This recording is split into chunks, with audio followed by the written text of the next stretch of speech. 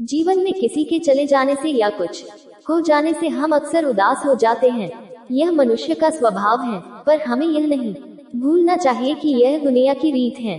जब जिस समय हमारे पास जो है अनमोल है, एक ऐसी ही दिल को छू जाने वाली लव स्टोरी लेकर आहूं जिसे सुनकर आपका दिल और रूह को छू जिएगी। मेरा नाम आर्यन है और मुझे प्यार 18 साल की उम्र में ही हो गया था। शायद वो मेरा आखिरी प्यार भी था। यह कहानी तब की है जब मैं क्लास 12 में था। मुझे शुरुआत में प्यार के बारे में न कुछ पता था, न नहीं हमें उसमें इंटरेस्ट था।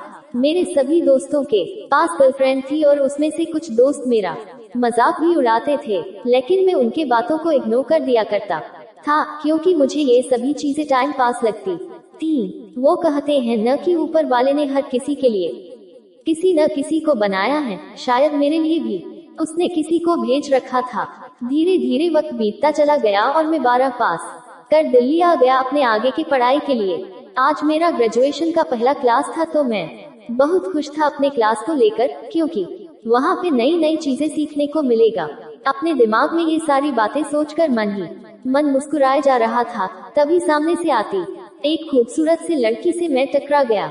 उसके हाथों से सारे बुक्स गिर गए। मैं सब कुछ भूलकर बस उसी को देखे जा रहा था।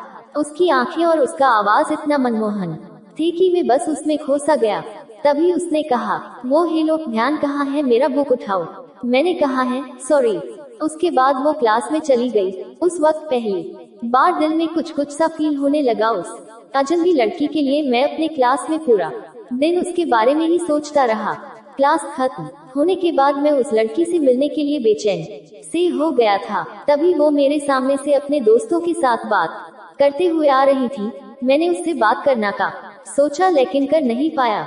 मैं मन ही मन उस लड़की को अपना दिल दे चुका था। एक दिन की बात है, मैं अपने घर से कॉलेज के लिए जा ही रहा था कि मेरी नजर उस लड़की पे पड़ी। मैं भगता हुआ उसके पास गया और मैंने उसको ही बोला। फिर कुछ देर हम दोनों में बातें हुई और हम दोनों अपने क्लास में चले आए। जब हम दोनों कॉलेज से घर जा रहे थे, बीच रास्ते में तेज बारिश होने लगा। सामने कोई घर था नहीं, तो हम दोनों एक घने पेड़ के नीचे चले गए। धीरे धीरे बारिश और तेज हो गई। इससे बचने के लिए वो मेरे पास आ गई। हम दोनों एक दूसरे को बेहद करीब खड़े थे। सांसें गर्म हो गई थी।